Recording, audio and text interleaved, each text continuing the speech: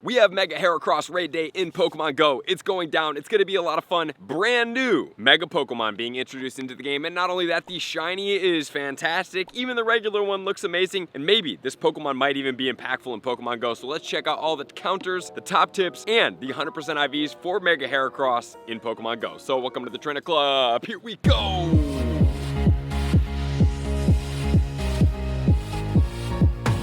The Mega Heracross Raid Day is going down on Saturday, April 13th from 2 until 5 p.m. So you have 3 hours to be able to do so. And this is a raid day, so you are going to be able to get 5 free raid passes just for going out in the wild. Not only that, Heracross will have shiny odds increased while capturing on the 12th and the 13th Pacific Standard Time from 5 p.m. all the way until 7 p.m. on the 13th. You are going to get 20 remote raids per day. Not only that, more than likely I will be live streaming a little bit of Mega Heracross raids this weekend. So if you guys do want to tune in, please make sure to tune into the YouTube channel and have our notifications on so we can try to get a shundo together. Will be a lot of fun. And then finally, if 2 or more trainers do complete a Mega Heracross raid, there will be increased spawns around that gym for 15 minutes post-raid. And there's also going to be a $5 ticket. This $5 ticket will include 8 additional raid passes. You're going to get increased chances of getting XL candy. You're going to get double the Stardust when catching Pokemon from raid battles, and then a 50% increase in XP. So if you are out there trying to get an additional XP, you do plan to do the entire 3 hours. You want additional raid passes, this $5 is totally worth it, because actually that XL candy, while it is not always dropping each and every raid, it does actually add up. So it's something that I have been enjoying. It does give you the 8 raid passes for the $5, which I think is pretty much a good deal in itself, and then going forward from there. And then obviously we do have the shiny that is going to be out as well in increased odds. So this is very exciting for us guys. I'm very excited about this, and tomorrow's video we're going to go over Heracross in Pokemon Go. How good is it? Is it worth it? Where does it sit as far as the Mega, the regular, and then as far as PvP? And it does get multiple moves, which we're going to start talking about now. This Pokemon is a bug and a fighting type Pokemon, which does make it have a double weakness, which is something that we are going to take advantage of. So in regular conditions, it's going to be at level 20 at 1772. And then there's going to be 2 conditions that boost it all the way to level 25, and that is going to be cloudy weather or rainy weather for the bug. Cloudy weather is going to handle the fighting, and it's going to go to 2215 at level 25. So those are 200% IVs to look out for. And obviously you are beating it as a Mega Pokemon, so you will not be able to watch the numbers countdown to be able to see which of these Pokemon is going to come up next. This Pokemon will be double weak to flying and single weak to Fairy Fire and Psychic. The fast attack will be counter as well as struggle bug. And then as far as the charge moves, it is going to get close combat, it will get earthquake, it's going to get mega horn, and it's also going to be able to get rock blast. So fortunately, when using a flying type Pokemon, except for rock blast, none of these moves are really going to affect it. So it is going to be in your best interest to be able to use this double weakness, because it's going to take it down the fastest, which is going to get you the optimized most mega energy when fighting for Heracross. And don't forget guys to party up, because when you do party up, you are getting a 50% increase in trainers when battling. So over the lifetime of a raid, if you have 4 trainers in there and you have the party power, it's like battling with 6. So if there's 10, that's like battling with 15. And it does give you the ability to take this Pokemon down the fastest, and also is going to get you the most mega energy, which is really what we're after beyond just the shinies. And guys, don't forget that Heracross is typically a regional Pokemon, spawning only really in the Florida region. So if you guys have not encountered this Pokemon, you don't have the shiny, this is a great time to be able to encounter this. So at level 40 counters, not level 40 trainer, if you have level 40 counters, it's going to take 1.96 trainers to take this down. So if you have above level 40 counters and you're using the flying type Pokemon, guys, you are definitely going to be able to duo this Pokemon. However, when you are duoing, guys, just as a reminder, the goal is to take this Pokemon down the fastest. And if you are doing a duo, while it might be cool and fun to do, you're not getting the most mega energy for this Pokemon, which for me is the takeaway of these events. It's always, how can I get the most mega energy? And that's participating in the biggest raids possible. So please check out Campfire, go to a local meetup, play with other trainers, take this Pokemon down the fastest, and that's going to be how you get the most bang for your buck here. Which is then going to lead us into our counters, which is going to be the top counter. If you're looking to take it down the fastest, is definitely going to be the Mega Rayquaza. Mega Rayquaza with Air Slash as well as Dragon Ascent is going to be the recommended moveset here, because it's double flying. So this Pokemon is by far the strongest counter in the game. However, if you're looking to optimize XL Candy from a Mega level 3, this is not the Pokemon we're going to use here, because we need to either a fighting or a bug Bug-type Pokemon. So the Megas to be able to use for this, remember, Mega level 3 is the most important. For fighting, you can use Medicham or Blaziken. And as far as Bug, you can use Scizor, you can use Pinsir, or you could use Beedrill. And then there's one more Pokemon that you can use out there, and that is going to be the Primal Kyogre, because it does cover all water types. Alright, so whichever one of those you do have at Mega level 3, if your goal is to get the most XL candy coming from Heracross, which, like I said, it is a regional, I suggest you save all these Pokemon, and then I suggest you trade them over 100 kilometers to get you even more XL candy, because do not waste this XL candy because of it being a regional. Unless you're in Florida and you have way too much, you might as well optimize here. So those are the Megas to be able to use, but if you have a very small crew, as in 2 trainers, and you need to take this Pokemon down extremely fast, you might have to use that Mega Rayquaza, even though I would prefer that you guys do play strategically to get the most Mega Energy, and to also get, more importantly, the most XL candy on these Pokemon.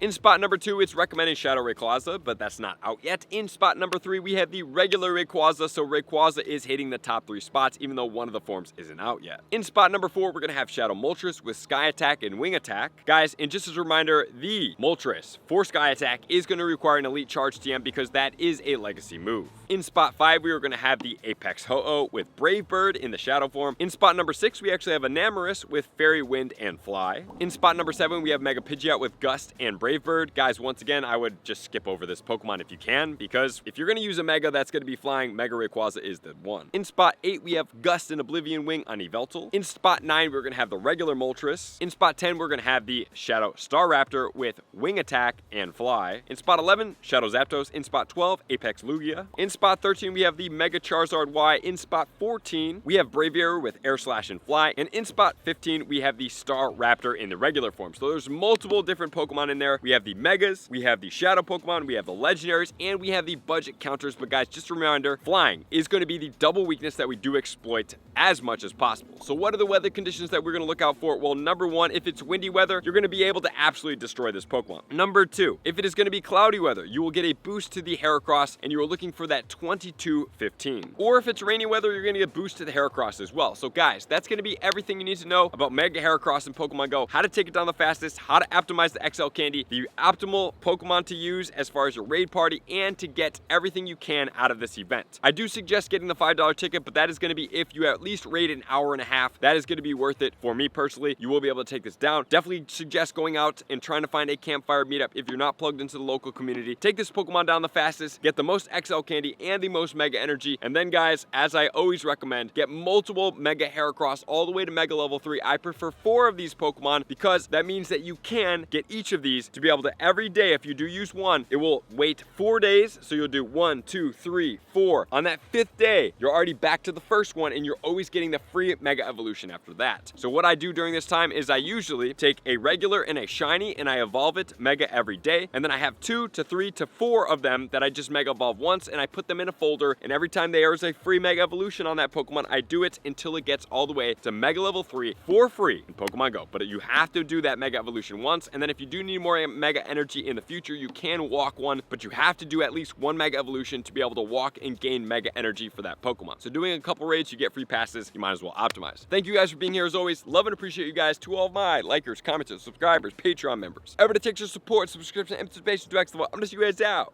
on the next video. Peace.